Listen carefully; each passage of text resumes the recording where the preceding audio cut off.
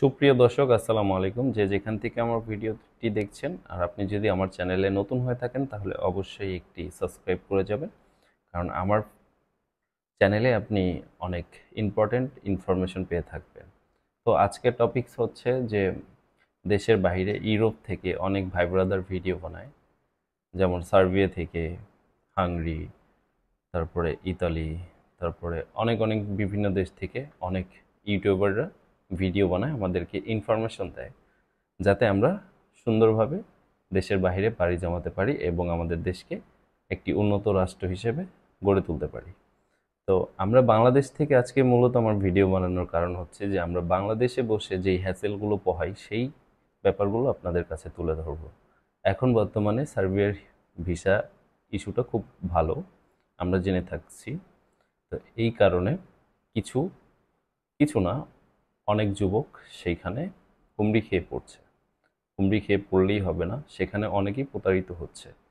যেমন বাংলাদেশের অনেক এজেন্সি বা দালাল চক্র আপনাকে বলবে যে ভিসা হওয়ার পরে টাকা, বা আপনি যাওয়ার পরে টাকা, বা পাসপোর্টের সাথে 50,000 টাকা বা 1,00,000 টাকা, ঠিক আছে, আপনার কাজ 100% হবে। কিন্তু এই 100%-এর 1% তারা সিউরিটি দিতে পারবে না। এখন কথা হচ্ছে যে সার্বিয়াতে লোক যাচ্ছে না, যাচ্ছে, অবশ্যই যাচ্ছে। যারা সঠিক মানুষের কাছে পড়তেছে তারাই যাচ্ছে, ঠিক আছে। এখন এই সঠিক মানুষের সংখ্যা বাংলাদেশে খুব কম, অসঠিক মানুষের সংখ্যা অনেক বেশি। একটা মানুষের ইমোশন, একটা মানুষের স্বপ্ন, একটা মানুষ সর্বশেষ করে দিচ্ছে যাওয়ার জন্য, কিন্তু এই দালাল চক্রের কারণে তাদের জীবন এবং তাদের সম্পত্তি এবং তাদের কষ্টের জমানো টাকা সব কিছু ধ্বংস হয়ে যাচ্ছে। এই ব্যাপারে অনেকটা বেশি সচেতন হতে হবে, আপনাদের চোখ কান খোলা রাখতে হবে। কোনো প্রকার দালালের চক্রান্তে যদি আপনারা পড়েন, তাড়াতাড়ি সেনাবাহিনীর আওতায় আনবেন এবং আপনারা তাদের সাহায্য নেবেন। কারণ আপনি যদি এই ব্যাপারে কথা না বলেন, রুখে না দাঁড়ান, তাহলে এই সিস্টেম কোনোদিন পরিবর্তন হবে না। তো আমি আমার একটি ব্যক্তিগত কথা আপনাদের সাথে শেয়ার করছি। আমরা চাই, আমরা বাংলাদেশে এখন যারা আছি তারা হচ্ছে অভিশপ্ত। কারণ ভাই, এই দেশে আয়ের থেকে ব্যয় বেশি। 15-16 হাজার, 17 হাজার টাকা স্যালারিতে জীবন চলে না। এখন আমরা সিদ্ধান্ত নিয়েছি আমরা দেশের বাইরে যে কোনো একটা ইউরোপ কান্ট্রিতে, ছোট হোক বড় হোক, সেখানে পাড়ি জমাবো এবং সেখানে গিয়ে পরিশ্রম করে দেশের উন্নয়ন এবং ফ্যামিলিকে ভালো কিছু উপহার দিব। কিন্তু সেখানেও চক্রান্ত, ঠিক আছে, সেখানেও সঠিকভাবে আমরা যেতে পারছি না, সেখানেও আমরা সঠিক কোনো ইনফরমেশন পাচ্ছি না। সেখানে যাইতে হইলেও আমাদের অনেক বড় অঙ্কের টাকা গুনতে হচ্ছে। এই প্রতারণার কারণ হচ্ছে আমাদের দেশের দালাল চক্র। তো এই দালাল চক্রর বিরুদ্ধে রুখে দাঁড়াতে হবে সবাই নিজ নিজ জায়গা থেকে। কারণ আমরা এরকম অনেকেই আছি, আমরা যারা দেশের বাইরে যাব, কিন্তু আমরা এই সম্পর্কে কিছু জানি না, দালাল যা বলে সেটাই করি। তো এই দালাল চক্রের বিরুদ্ধে আমাদের রুখে দাঁড়াতেই হবে, এদের মুখোশ ভাঙতে হবে। আর আমাদের একটি দাবি যে বাংলাদেশ থেকে শ্রমিকদের বিদেশে যাওয়ার পদ্ধতি আরও সহজ হোক, যাতে আমরা প্রতারিত না হই, যাতে আমরা নিজে নিজে সেই প্রক্রিয়া করতে পারি, বা এমন কোনো বিশ্বস্ত সরকারি কোনো এজেন্সি আসুক যেখান থেকে আমরা টাকা দিয়ে আমাদের কোনো হয়রানির শিকার হতে না হবে। এরকম কোনো সিস্টেম আমাদের দেশে চালু হোক যেখানে মানুষের কষ্টের টাকা, জমি বিক্রি করা টাকা মানুষ আত্মসাৎ করতে না পারবে। সেই দিকে বাংলাদেশ তত্ত্বাবধায়ক সরকার বা উপদেষ্টা যারা আছে তাদের এখানে চোখ রাখা, বা তাদের দায়িত্ব এইটা, যে বাংলাদেশের মানুষগুলো অন্তত দেশের বাইরে গিয়ে কাজ করে বাংলাদেশকে উন্নয়নশীল একটা দেশে পরিণত করুক, ঠিক আছে।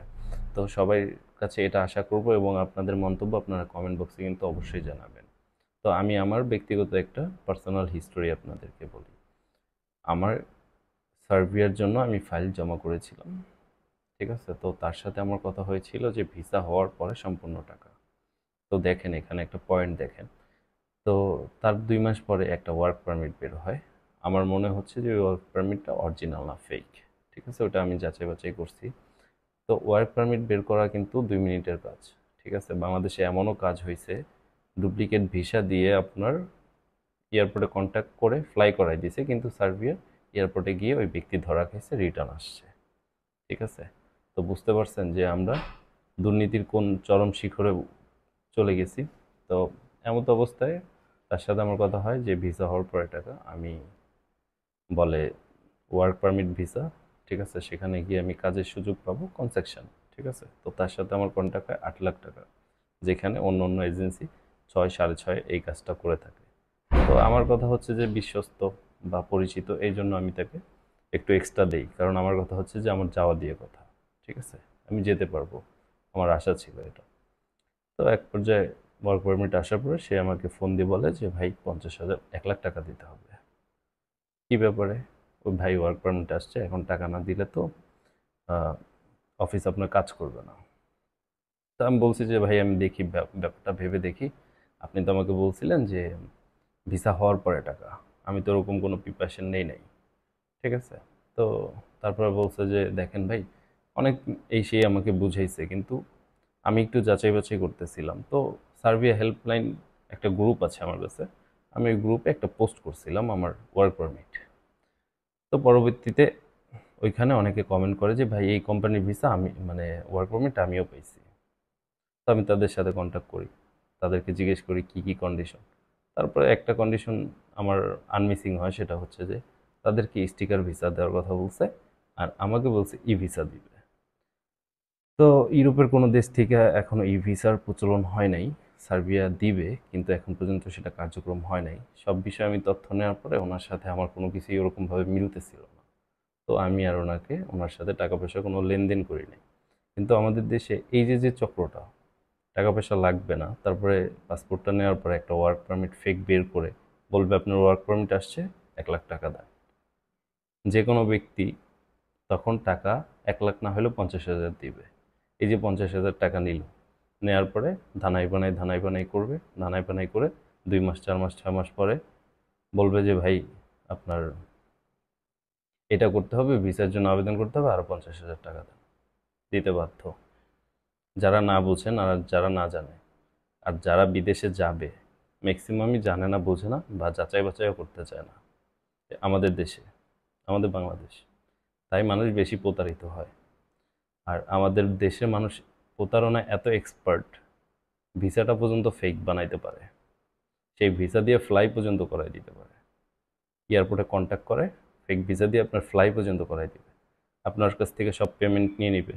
8 লাখ টাকা আপনার কাছ থেকে নিয়ে নিল, ফ্লাই করাই দিবে, কিন্তু আপনি ওইখানে গিয়ে ধরা খাবেন, রিটার্ন আসবেন। তখন সেই এজেন্সি বা দালাল কি বলবে যে আপনাকে তো ফ্লাই করাই দিছি, এখন আপনি ধরা খেয়ে চলে আসছেন, সেটা তো আমরা জানি না, আপনার টাকা তো সে আর ব্যাক দিবে না। এমন প্রতারণা আমাদের দেশে হয়। তাই সবাইকে বলতেছি ভাই চোখ কান খোলা রাখেন, নিজের কষ্টের টাকা। ঠিক আছে? আর যদি মনে হয় যে না দালাল ছয় নয় করতেছে, কাইন্ডলি তাড়াতাড়ি সেনাবাহিনীর হেল্প নেন। ঠিক আছে? বসে থাকলে চলবে না। বুঝতে পারছেন? এই প্রতারণার মুখ ভেঙে দেন। আর আমি সবার কাছে হাত জোড় করছি, ভিডিওটা সবাই একটু শেয়ার করে দিবেন, কারণ আমাদের দেশ থেকে যাতে সহজে আমরা ইউরোপের বা পৃথিবীর যে কোনো রাষ্ট্রে যেতে পারি কাজের বিনিময়ে, সেই প্রক্রিয়া যেন খুব তাড়াতাড়ি চালু হয় আমাদের দেশে, আমরা যেন প্রতারিত না হই। তো ভালো থাকবেন। আসসালামু আলাইকুম, আল্লাহ হাফেজ।